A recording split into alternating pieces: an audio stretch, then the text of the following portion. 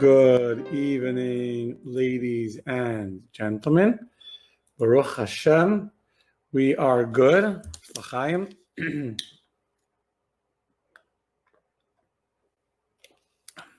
want you to know that I literally just got off the phone from a Farbrengen that's still going on from Saturday night on Zoom.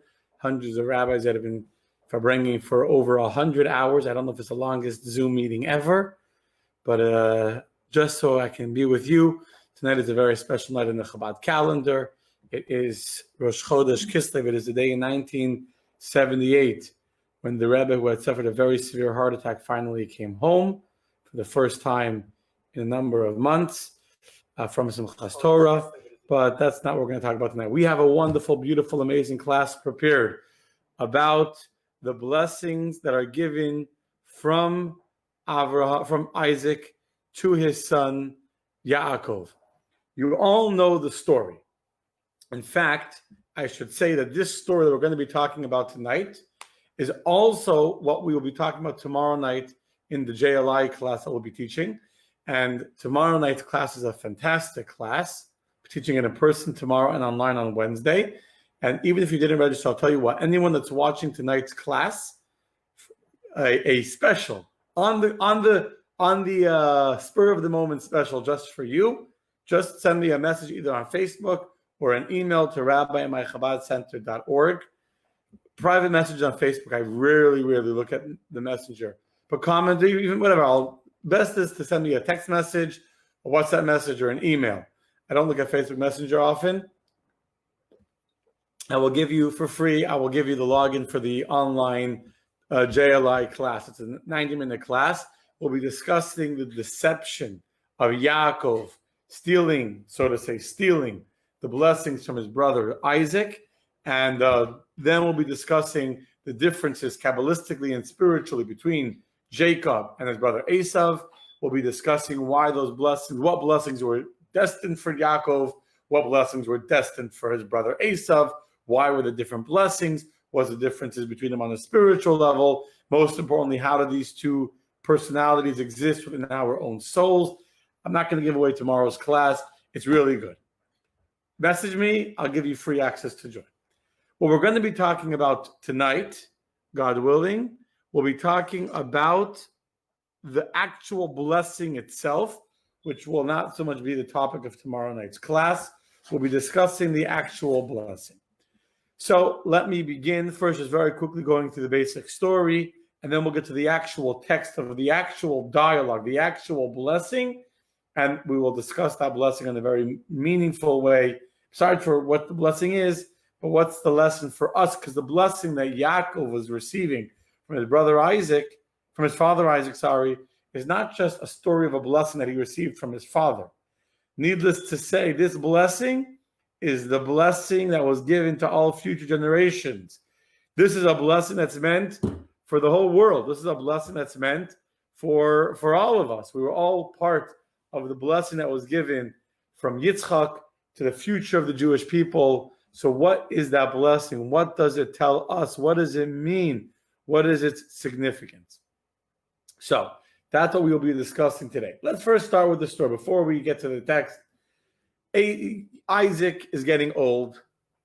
And if anyone's watching, want to comment, why do I not see the comments here? Okay, I don't know. I don't see it. Isaac is getting old. His eyes are getting dim. He's having a hard time seeing.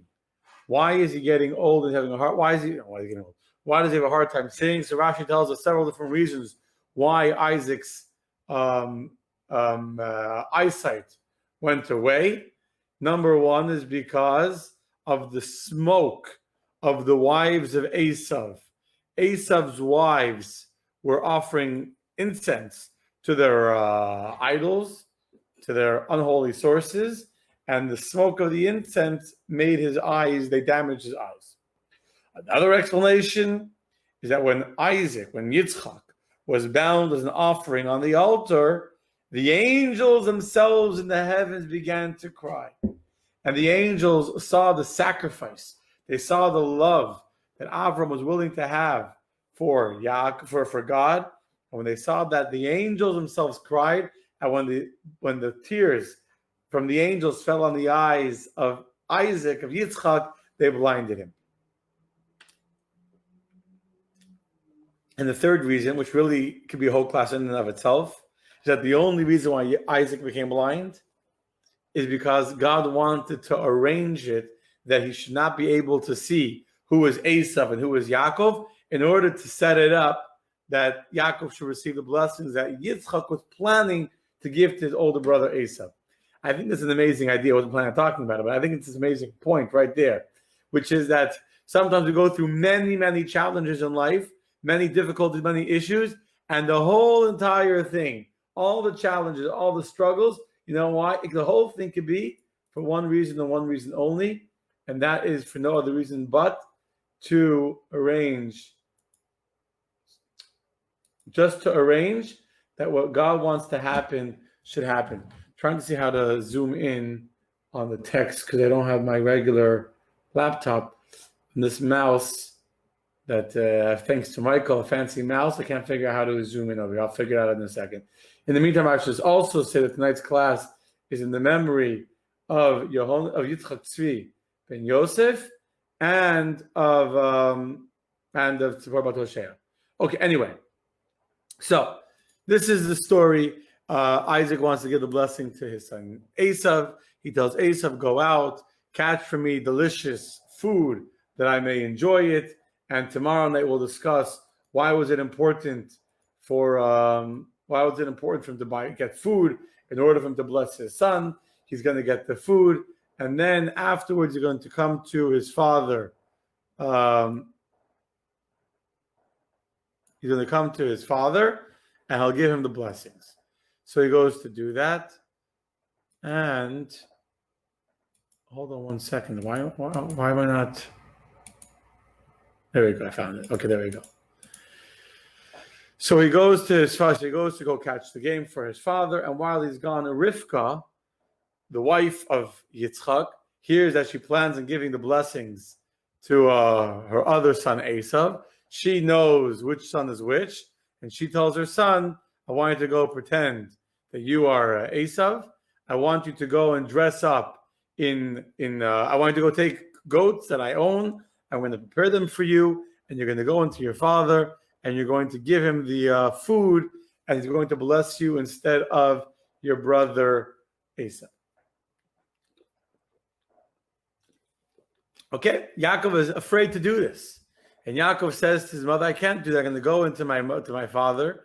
He's going to take one look at me, and he's going to see that I am not. I'm not Esav. My skin is very smooth, and Esav, his skin is very, very hairy.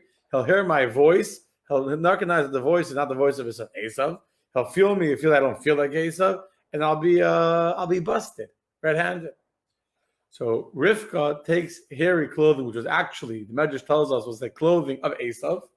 But the Medrash says something fascinating. This was not just regular clothing. This was the clothing that Esav had stolen from Nimrod. Nimrod was the king that had thrown Avram into the fiery furnace because he didn't want to bow down to him. Nimrod used to tell people that he is a god. He's a god. Why did people think that he had godlike powers? So it's actually very interesting. It says that when the animals would see Nimrod, they would become afraid and they would bow down before him. The animals would be petrified of Nimrod. What was the secret why the animals were scared of Nimrod? The reason is because Nimrod had a special pair of clothing that he had inherited from a man called Cain. Who was Cain? If you remember, Adam had 3 sons, but he originally had 2 sons. One was Cain and one was Hevel. Cain killed his brother Hevel, and because that he was going to die, and he says to God, will you let me die, let me live? So God says to Cain, I will let you wander for 7 generations, and then you will die. Cain says to God, but the animals will devour me if I'm a wanderer away from civilization. So God, there's different things what God did to protect Cain. One thing is he gave him clothing. And when Cain wore the clothing that God had given him, he was protected from the animals.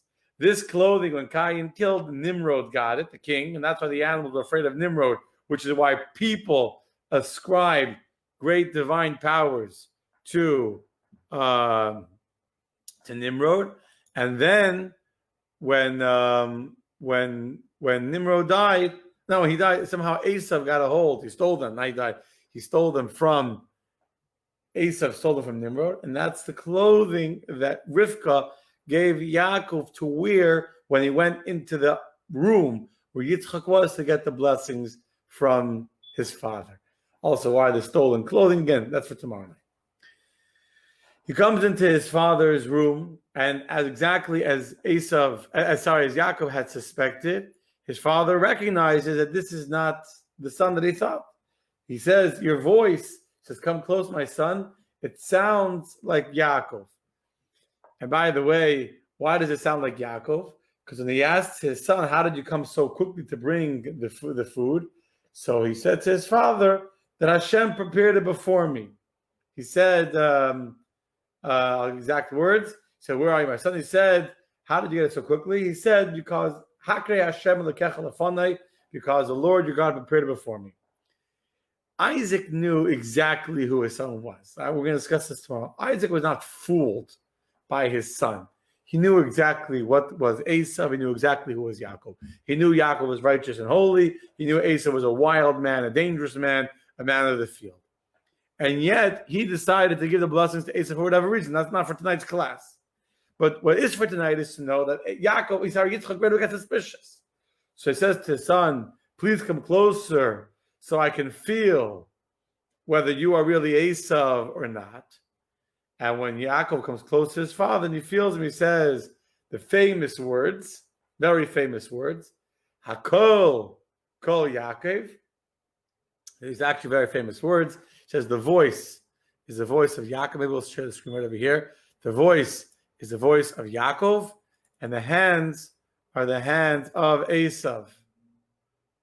And let me go. I think so we can do. There we go. Perfect.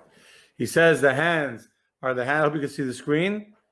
So over here you can see the screen. It says right over here, the voice is the voice of Jacob, but the hands are the hands of Esav, which basically means that, what am I talking about? But basically this means that Yaakov was given the power of prayer.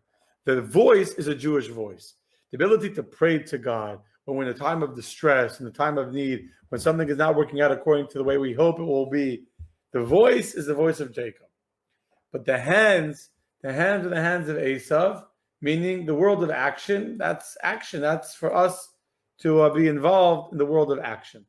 So this is what he says to him. The voice is the voice of Jacob, the hands are the hands of Esav. He doesn't recognize him, and he blesses him. So you my son Esav, he says, "I am." So he says, "Give me the food, I may eat it." He served him, and he ate, and he brought him wine, and he drank. By the way, I learned a Kabbalistic, a very interesting thing about the wine that Yaakov served his father. So it says actually in the Zohar that Yaakov, he mixed water into the wine. In those days, wine was very, very strong.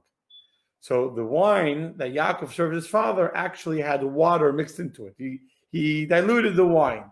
Why did he dilute the wine? So in Kabbalah, it says as follows. Water is the idea of chesed. If you're familiar at all with Kabbalistic concepts, you know that water is the idea of flowing downwards. The nature, the very inherent quality of water is to flow down. That's the idea of chesed, of kindness. Kindness is giving unrestricted, unlimited kindness, whether you deserve it or not. We had a leak in my home and I had leaks in the last 2 weeks. And when water doesn't care, you want the water, you don't want the water, you deserve the water, water comes down. That's the nature of water. This is the quality of Avraham. Avraham was a man of pure kindness, undiluted kindness, unlimited kindness. Any stranger, idol worshiper, made no difference who it was.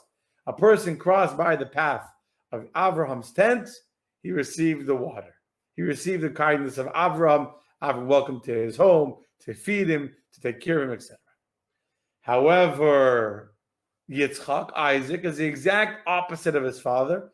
Yitzchak, we know, is the idea of gvura, of severity, of discipline, of working on yourself. Of Yitzchak is known as the one that dug the wells, was digging wells from below to above, the idea of revealing the potential within the earth to reveal the water within the earth.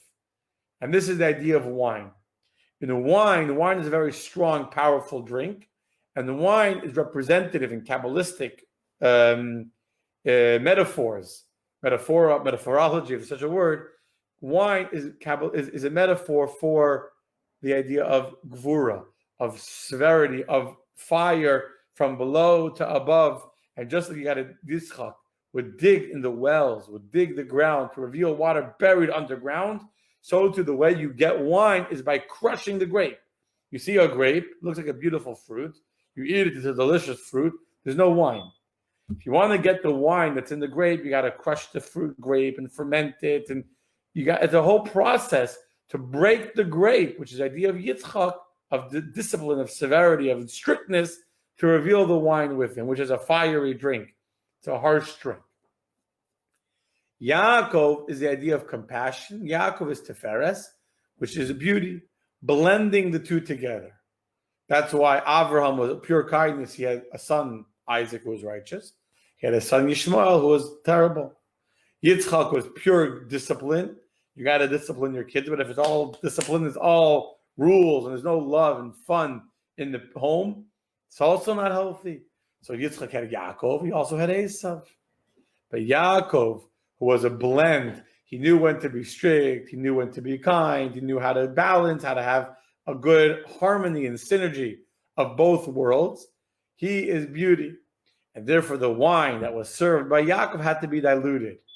It was a combination of both water and wine mixed together. Okay. By the way, if you're on Facebook and you're watching, I would love you to send the comments. I'm not seeing any comments, so I hope that we're streaming correctly. It says we're live, but I'm not seeing any comments, so I'm just not sure. So if you are, let me know. Okay.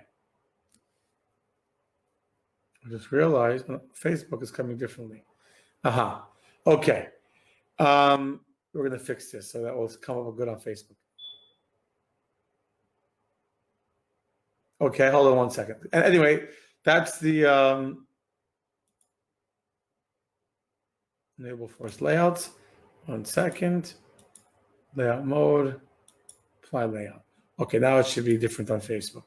Okay, anyway, so Yaakov brings his father wine, which is diluted, and then he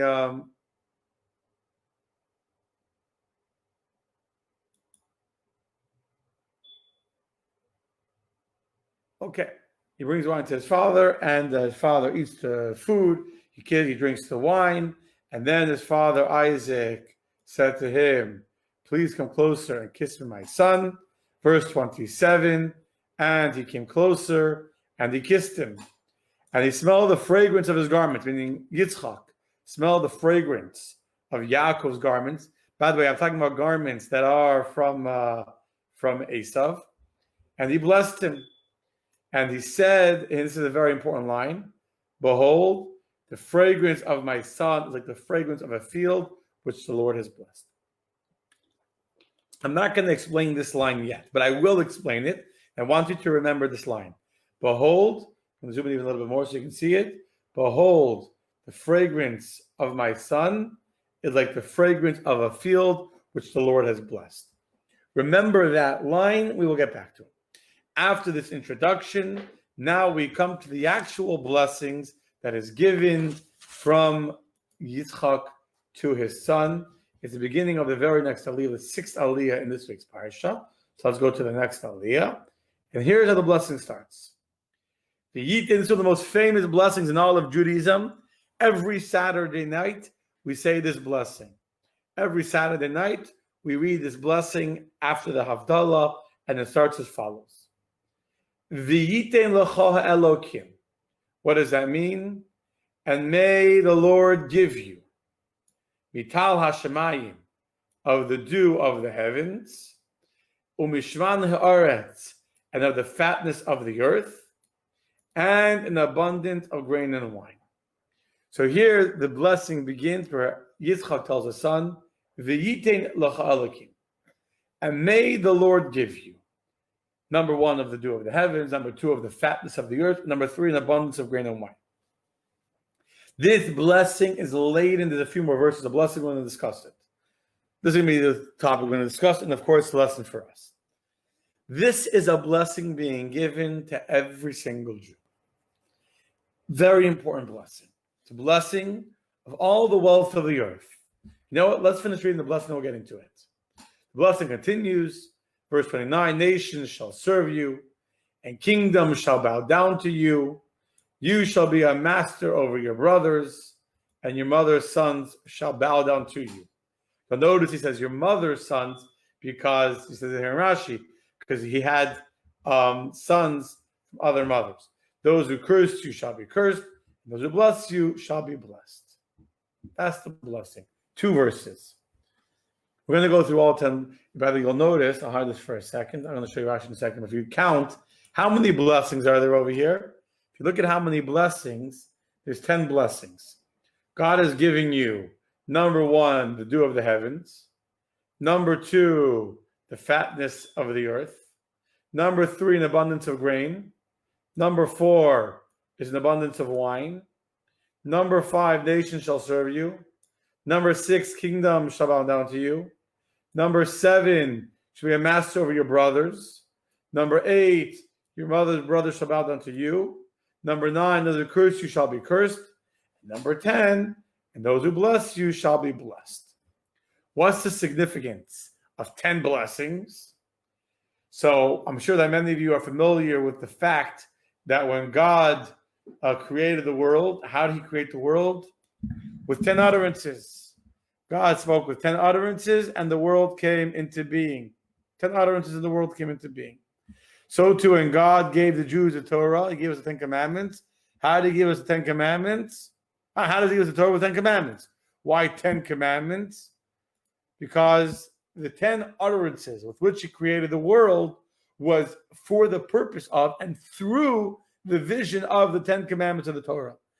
Once a few years ago on Shavuos night, I gave an in-depth 2.5-hour long lecture, maybe it was longer, of each one of the 10 utterances of creation and the 10 commandments and the 10 sfirot, the 10 powers, the 10 divine emanations, the 10 divine powers with which God created the world. And I showed how the first of the 10 commandments, I am the Lord your God, is connected to the idea of light. God said, let there be light in the world, which is connected to the first of the 10 sfirot, which is chachma, etc., etc. It was a long class. The point is that these 10 blessings, where Yitzchak, is giving to his son, all of the wealth of the universe is encapsulated in these 10 blessings, which are directly relating to the 10 utterances of creation. From the dew of the heavens to the fatness of the earth, to an abundance of grain and abundance of wine, and having superiority, where the nation shall serve you, the kingdom shall bow to you, to be a master over the rest of the world, that your mother's brother shall bow to you, and those who curse you shall be cursed, and those who bless you shall be blessed. So basically within this blessing, it's not a spiritual blessing. Discuss that tomorrow night.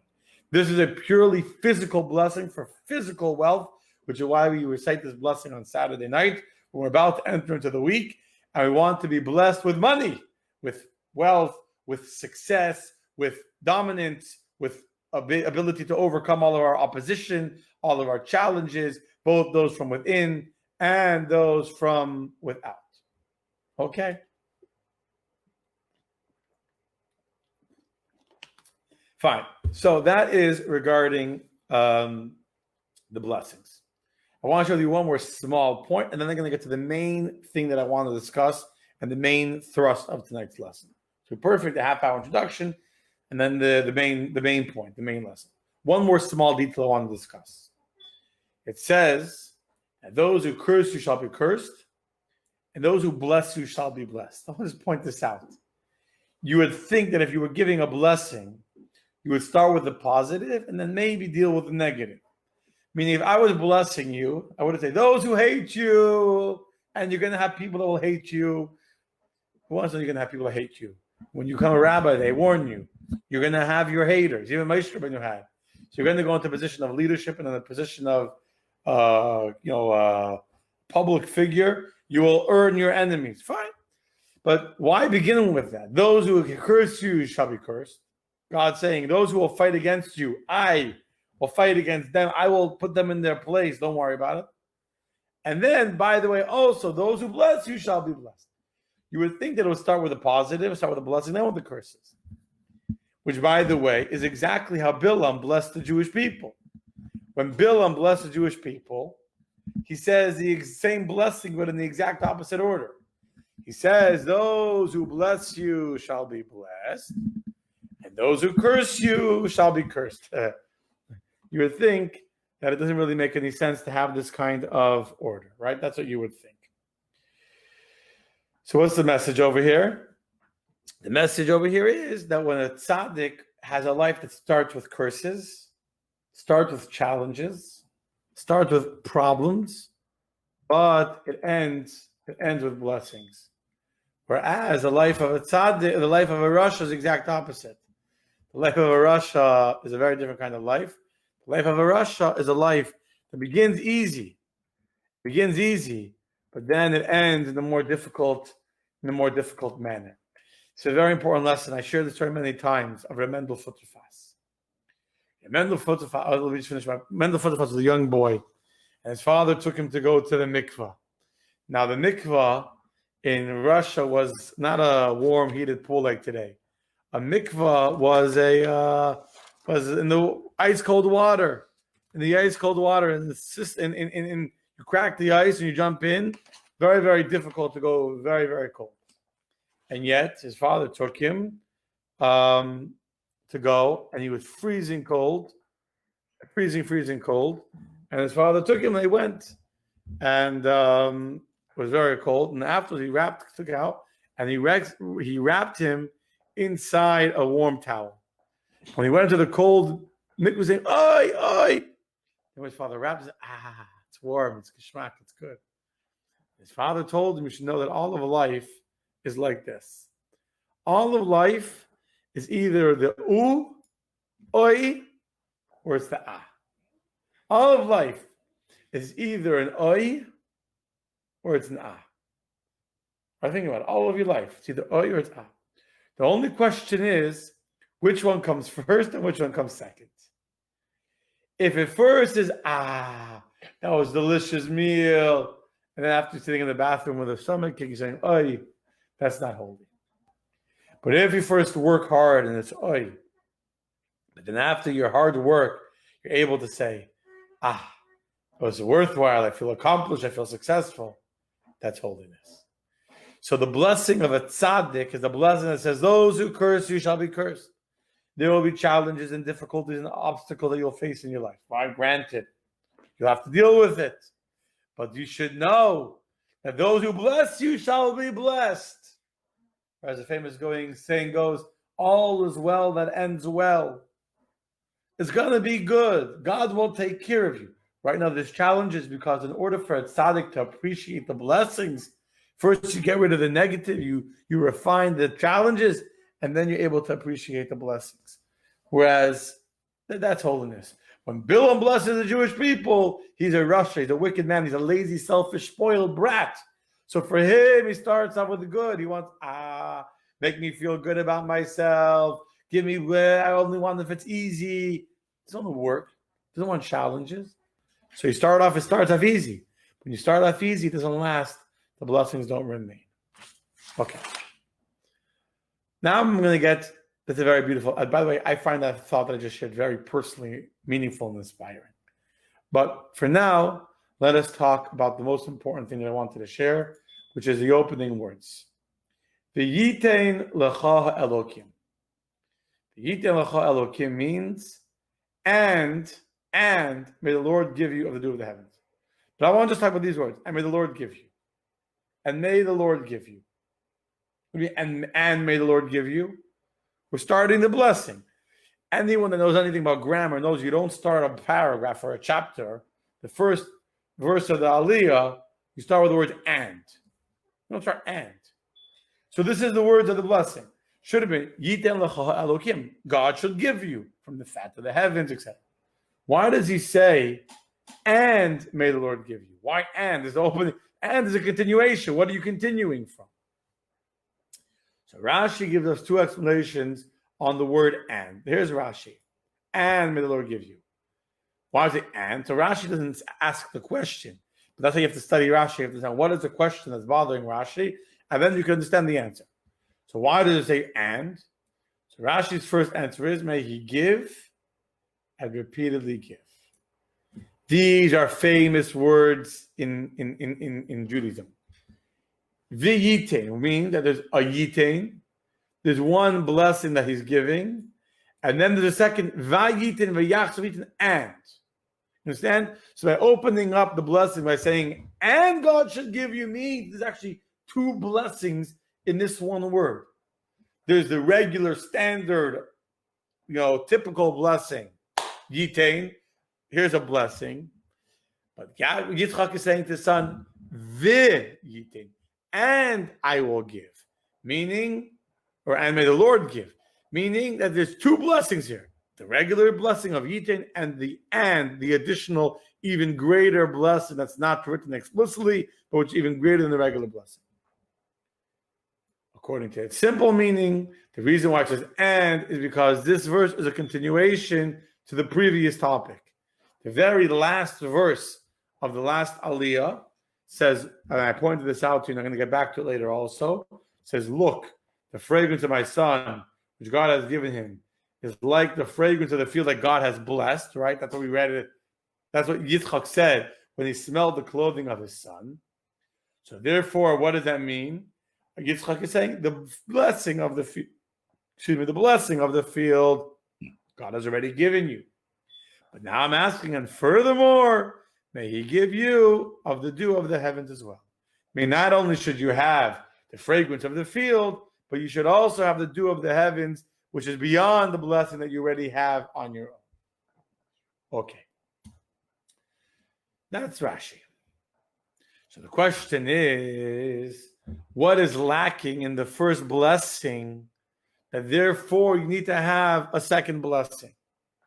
Meaning, if you're talking about a human giver, if I'm giving you a blessing, so you can understand that I can give one blessing, and then, since the blessing is limited, I give you a second blessing, an additional gift.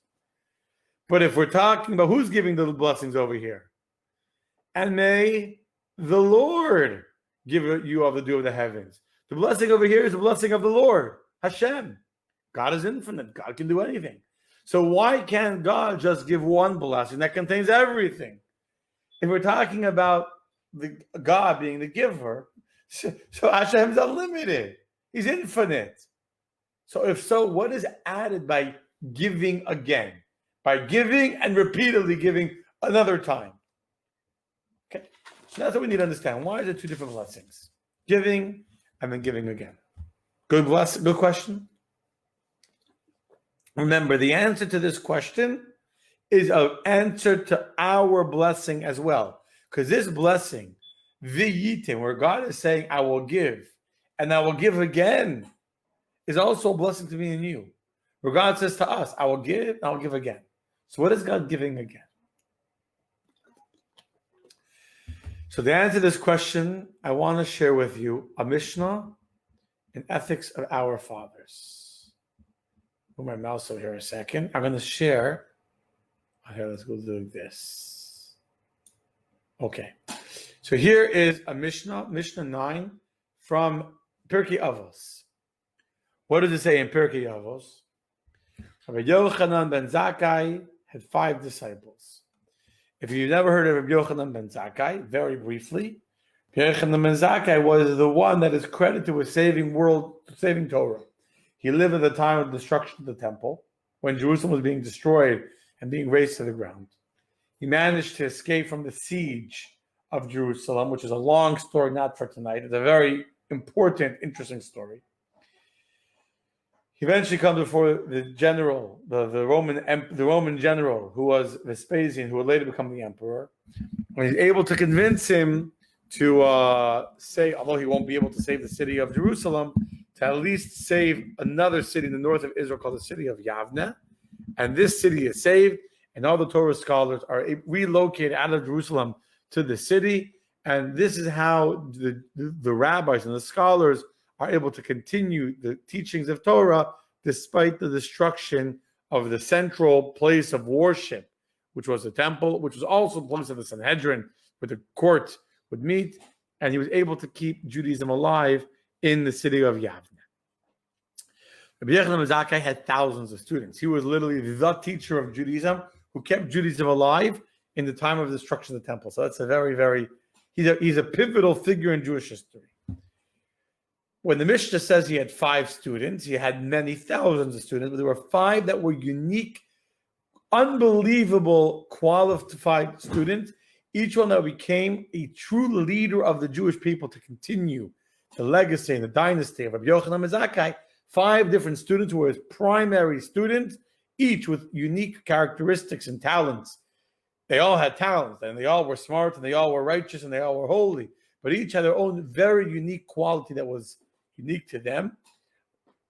Rabbi Yochanan ben Zakkai saw in them, and he describes each one what was their gift, what was their uniqueness. So he says, Rabbi Elazar ben Hyrcanus, Rabbi Joshua ben Hananiah, etc. He would recount their praises. Rabbi Eliezer, the son of Hyrcanus, is a cemented cistern that loses not a drop. This is a very special blessing. He says about his first student, Rabbi Eliezer, the son of Hyrcanus, this is a student, not only photographic memory, he's like a cistern, a well to store water. Before they had plumbing, they used to store water in like underground caves. This is a cemented cistern. It's cemented. Now one drop is lost. He hears a Torah thought, he hears a thing, it stays in his brain forever. You have Rabbi Joshua, the son of Hananiah. Fortunate is she who gave birth to him. Now, that's a special blessing. Fortunate is she who gives birth to him. Rabbi Yossi, the Kohen, a chassid. He is pious. We'll discuss these another time. Rabbi Shimon, son of Nasanel, a man who fears sin. Oopsies. And finally, Rabbi Elazar ben Arach, he is an ever-increasing wellspring. He's like a river. He gets stronger and stronger and stronger. Now, of these 5 students that are the 5 best students of Rabbi Yochanan ben Zakkai, Rabbi Yochanan would say that if all the sages of Israel were to be in the cup of one cup of the balance scale, and Eliezer, the son of Hyrcanus, was in the other. Remember, Eliezer ben Hyrcanus is the one that didn't forget anything he ever learned. Everything was stored in his brain. He would outweigh them all. Can you imagine all the students, all the sages of Israel on one side of the scale? And the other side of the scale is this student of Eliezer ben Hyrcanus that doesn't forget anything. He weighs more than all of them. Right, this way. And then Abba Shaul said, listen to this, it gets better. If all the sages of Israel to be in one cup of the balance, including Eliezer ben Hyrcanus included, and on the other side of the scale was Elazar, the son of Arach, where in the other, he would outweigh them all. Yes, it's true that Rabbi Eliezer ben Hyrcanus is very great. He doesn't forget anything he ever learned. It's a pretty good quality. Imagine if I remembered, or if you remembered everything you ever learned. You know how smart I would be? But there's someone greater than him. Elazar ben Arach. What was the unique quality of Elazar ben Arach? The quality of Elazar ben Arach was that he was an ever-increasing wellspring. Pay attention to these words. If he is an ever-increasing wellspring, meaning as follows. You can be a person that doesn't forget anything. You can be a person that doesn't forget anything. But the greatest quality is to be able to take what you're given and to grow it, to increase it, to develop it even more and beyond than what you received. See, if you are a person whose greatness is only that you keep whatever you have, you may keep a lot. You may remember a lot of Torah. You may have a lot of wisdom in your head. But that wisdom is limited to that which you know. It's limited to that which you were given, I should say. The truly great of the great are those that are not only able to remember what they've heard, but those who are able to take what they've learned and to make that the foundation of an even bigger edifice, an even bigger building. So now, let's go back to the blessing that he was given to, the blessing that was given from Yitzchak to Yaakov. Yitain v'yachzor v'yitain. To give and to give again. Yitzchak's first blessing to his son was God should give you. God's blessing will be this dew of the fat, the dew of the heavens and the fat of the earth, and to rule over your brothers, and they should bow to you, and whoever blesses you will be blessed. Great blessings. But each and every one of those blessings are limited to the blessings. So God gave you fat of the earth, riches, wealth, etc. That's the extent of your blessings. The second blessing, the vav, the and he shall bless you, means he's not only blessing you with these blessings, he's giving you an additional blessing. He's giving you the blessing to be able to take the blessings and to repeatedly grow them and bless them even more beyond the blessings that you get. The question was, what kind of additional blessing could God give over his original blessing? If I'm giving a blessing, it's limited, so you want more. But if God's giving the blessing, you would think it's not limited. And the answer is it is limited. It's limited to whatever he's giving you. Meaning you're the receiver, so you're only receiving what you're receiving. God is giving us an additional gift, an additional blessing. You know what the additional blessing is? That not only will you receive the unbelievable infinite blessings of God, the greatest fat of the earth, the dew of the heavens, but you're going to have the ability to expand that, to grow that, to increase that, to become an ever-increasing wellspring, just like this amazing Rabbi Elazar ben Arach, to be an ever-increasing wellspring, to take what you have, to make it even greater. Now, what's so great about that? What's so great about being an ever-increasing wellspring? What's the lesson for us?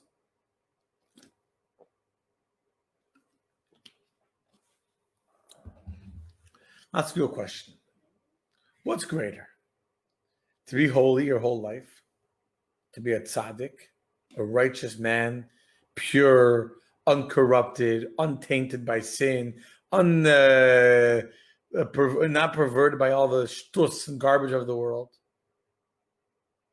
Or to be a Baal Tshuva? A Baal Tshuva is a person who repents, a person who changes their lifestyle, who transforms who they are, who transforms their personality, transforms their very identity to become something new and different that they weren't before. I don't know why. If someone's watching this on Facebook, please comment. I'm not seeing. Something is strange. I don't know. A Baal Tshuva is a person. Baal Tshuva is a person who had been off the path, who had been lost to a certain extent, and then he became an owner of tshuva, meaning he decided to change his life. One of the most famous. So who's greater? Before I answer the question, some of you should know the answer. I'll tell you that one of the most famous Baal Tshuvas of history was a man called Reish Lakish. Reish Lakish was a criminal. He was a robber. Very, very powerful person. A bandit. He was a very, very powerful person. One day, Rabbi Yochanan was bathing. Rabbi Yochanan was a great rabbi. He was bathing in the river, and this bandit started to pursue him. Reish Lakish jumped into the water and started to chase after him. And when Rabbi Yochanan saw the power, the physical might of this person, able to swim so fast and so far, so Rabbi Yochanan said to him, "Your strength is fit to be used for proper Torah study. You have so much power. You should use it for Torah study." So Reish Lakish responds to him like a real coarse man of the world. Yochanan was a very beautiful man, a very good-looking person. Says to Rabbi Yochanan, "And your beauty, you're wasting it in the Torah, in the yeshiva. Your beauty is fit for a woman. You should be out there indulging the ladies with how good you are." So Rabbi Yochanan said to Reish Lakish, if you return to a life of Torah, if you give up your ways of criminality and use your power to study Torah, to become a real scholar, I in turn will give you my sister in marriage. My sister is even more beautiful than me, and you will get the most beautiful woman as your wife.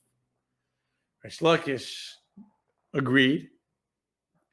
Right then and there, he gave up being a robber. He went to the yeshiva, What did he know about? He didn't know how to read. He didn't know how to study. He was a criminal. He was a bandit. He threw himself into Torah study with tremendous excitement and energy, and he became one of the greatest scholars, Reish Lakish. Reish Lakish became a greater scholar than most of the scholars that spent their entire lives studying Torah. Simply because when you're a criminal, you learn how to see things in other people's perspectives. You learn how to think in multiple ways. You don't think in a single track. Most rabbis, they think of an approach. They think of a meaning or a message or an understanding to halacha, and you can't change their mind. Reish Lakish was able to. A rabbi got to be fast on your feet. You got to be able to think and innovate and improvise. He was brilliant. When he died, I'll tell you the story. It's fascinating. When he died, so his son, so Rabbi Yochanan, his brother, by the way, his brother-in-law, was unconsolable. He couldn't get over his brother's line. He was walking around crying and saying, "Where is Ben Lakish? Where is the son of Lakish? Where is Ben Lakish?" They didn't know what to do. The other rabbis, they felt bad that their rabbi, Rabbi Yochanan, was in such depression. So he said, "Who will go and calm him and study with him?" So he sent Elazar ben Padas, another rabbi who was considered a great genius. He's proficient in Torah study, to go and learn Torah with him and uplift his spirits. So he had to go study with Rabbi Yochanan. And everything Rabbi Yochanan said, Rabbi Elazar ben Padas about a bris, about a source to prove his teachings. And Rabbi Yochanan said, "Are you like the son of Lakish, that you're coming to console me? When I would learn Torah with my brother-in-law, Reish Lakish, I would make a statement, and he would find 24 arguments against me. And then I would have to find 24 answers to answer his 24 difficulties. And by this, the study was broadened. Reish Lakish knew how to be a devil's advocate. He knew how to see the other side of the coin. So he could always argue against me. He had up to 24 different arguments to make me truly understand my teachings. Hey, you're agreeing. I need someone to agree with me. I need someone to challenge me. And he tore his clothing and began to walk around the yeshiva crying, "Where are you, son of Lakish? Where are you, son of Lakish?" Who's greater, a tzaddik or a Baal Tshuva? And the answer is a Baal Tshuva. Many of you, I'm sure, familiar with the famous statement that in the place where a Baal Tshuva stands, even the tzaddik can stand there. Why is that? Because if you're always holy, you feel like the rabbi, you grew in holiness, is all you know, so that's all you know. But when you have a much greater life experience, you have a much greater broadened perspective on life, you're able to see things in so many more beautiful, deeper ways than when you're one-track minded. Go back to these students of Rabbi Yochanan ben Zakkai. Yeah, Elazar ben Arach, he's great. Sorry, Elazar ben Hurkanasari, he's great. He never forgot anything he ever learned. The problem is he only knew what he learned.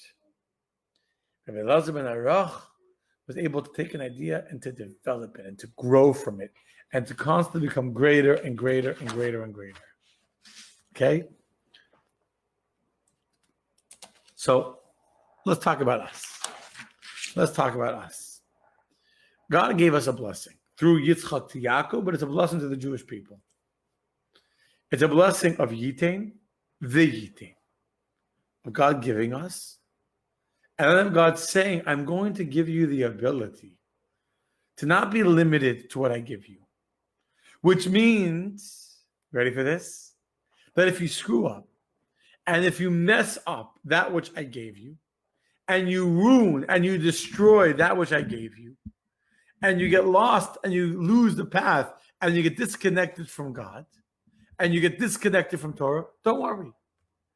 You have the ability on your own to take what I gave you and to rebuild it and to regenerate it and to make it greater, to be a Baal Tshuva. So in the blessing over here is both blessings. There's the Yitain, the ability to be a tzaddik. The Yitain is the ability to be a Baal Teshuva. There's a blessing to be holy and to be righteous. There's a blessing to serve God with faithfulness day in, day out. And that's beautiful. But there's an even greater blessing. There's a blessing that if you missed serving God for a day, for a week, for a year, for 30 years, and during that time you were in here, you were there, you were all over, you still, not still, I take that back. You have a unique ability to take all that and make that part of the blessing. I'm going to explain this to you in the verse that we started saying before. Do you remember I told you to pay attention to the verse that we're going to talk about before over here? So let's go back. What did Yitzchak say when he saw how his son smelled? The clothing, he smelled the fragrance. And what does he say? Here. He came closer, he kissed him, he smelled the fragrance of his garments, and he blessed him, and he said, behold, the fragrance of my son is like the fragrance of a field which the Lord has blessed. What does it mean that the fragrance of the field is like the fragrance of the field which the Lord has blessed? What does that mean? So listen to the Medrash. The Medrash says there's three parts to this verse. There is number one, the fragrance of my son. The fragrance of my son is referring to the first Beis HaMikdash. The first Beis HaMikdash, where they offer the offerings to Hashem, was a re'ach, ve'ach nichoach Hashem. All the offerings are described in the Torah as a pleasing fragrance before God. Of my son, the word son, b'ni, is also banoi, means built. The house that was built for God, the first temple. He said, like the fragrance of a field. What's a field? So the verse says about where the place where the temple was destroyed, because of you, Zion shall be plowed as a field. So by describing the field, Yitzchak is seeing a vision of the temple destroyed and plowed like a field. And then the third part of the verse, which the Lord has blessed, that which the Lord has blessed is the vision of the perfectly rebuilt temple in the times of Mashiach, maybe very soon, for there God commanded the blessing of life forever. So the third blessing is described as the blessing of Hashem. Sham Tziva Hashem Es Habracha. So it says that the Asher Berach Hashem, which the Lord has blessed, is a reference to the third temple, which is described as the place that God has blessed. So let me ask you, so we have three parts here, right? The fragrance is the first temple. The field is the destroyed temple, which the Lord has blessed. Lost the mouse, which the Lord has blessed, is the third temple. Okay? So, what does these three things represent? Whatever, I don't need the mouse. Let me ask you a question. What's the point of the plowed field?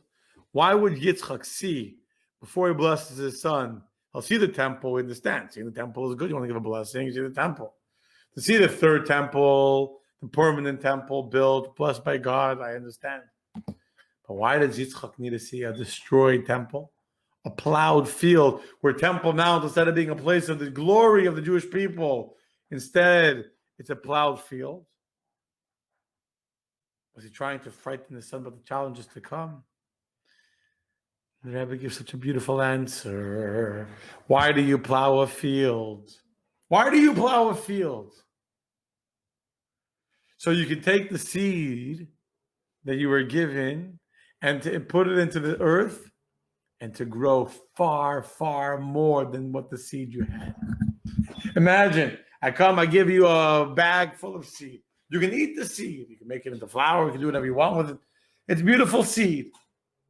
But you take that sack of seed and you plow a whole field with it, and now you have a whole field of wheat growing.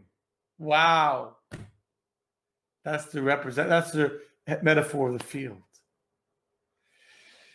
Yitzchak saw the first temple. The first temple is the idea of a tzaddik. It's a blessing. God gives us a temple. Like the tzaddik, the rabbi, that's a cemented cistern that won't lose a drop. God gives you a temple. But what happens if you mess up? What happens if you become like a destroyed temple? What happens if your life gets ruined? What happens if 30, 40, 50 years of your life go by and you feel like it was a waste, and you feel like you're a desolate, deserted, overturned, muddy field, not even grass growing. It doesn't even look pretty. It looks like one big balagan. You know what a balagan is? The whole thing's upside down, turned over. It's a field. A field means that there's a potential for much, much, much greater growth than there was before. The third temple is a greater temple, not because it's after the second temple, but because it's after the period of exile, because after the period of the field, it's after the time when the Jews are forced to live in an environment of unholiness. And in that environment of unholiness, to create holiness, to create something special. Okay? So now, let's talk about us. There are people who feel like their life was a waste. There are people who feel like my life fell off a cliff and I made these poor decisions and my life was ruined and I'm stuck in a job where I'm miserable and where I'm unfulfilled and I'm not doing anything valuable.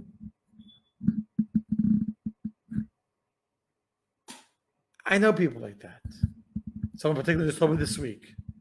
My whole life is a failure. I don't know what I do in my life. My whole life, disaster. What's the conclusion in his mind of that? His life is a disaster. That my life is a disaster. It's a disaster, so there's nothing I can do with my life anymore. However, he and every one of us and me and every one of us that feel like we've messed up, who feel whether it's our whole life is a disaster, or feel like our marriage is a disaster, or feel that our job is a disaster, or feel that our Judaism is a disaster, which any area of our life that we feel in this particular part, because most of us don't feel like our whole life are disasters, but we feel maybe this area of my life was a mess up. In this particular area, in this particular field, I failed. I didn't reach my potential. I messed up. Guess what? You messed up. It's a destruction. There's a churban. There's a desolate temple. Aha! There's a place to rebuild. There's a place to grow much, much more produce than you ever could have had. This is a secret of the blessing that Yitzchak gave to Yaakov, which he really gave to every single Jew. Not yiten lecha elokim. Not that God shall give you blessings and give you the fat of the heavens and the dew of the earth. No. God is blessing us. V'yitein. What does v'yitein mean? And he shall give. He should give, and he should give again and again. Meaning God gave us the potential that no matter how deep in the dirt we are, no matter how far off the cliff we fell, no matter how helpless we think our situation is, you should know that you can have another opportunity to be about tshuva. And not only can you save yourselves, not only can you fix the past, so to say, like, make up and try and catch up, but no, this field, this desolation, this mess up, it gave you an opportunity to reach a place you never could have reached otherwise. Gave you the opportunity to become something far greater, far more amazing, far more powerful, to be the Baal Tshuva, which is greater than the Tzaddik. And if you think in those terms, my brokenness, my failures, my desolate field, it's not a vast, hopeless, helpless wasteland. Instead, in my brokenness is a purposeful, pointed direction of hope and opportunity and potential to build a third temple. Good night, my friends. Laila Tov. May God bless each and every one of you with a lot of blessings. Again, if you want to watch the class on Wednesday, online, free of charge, just message me. I'll be glad to let you join.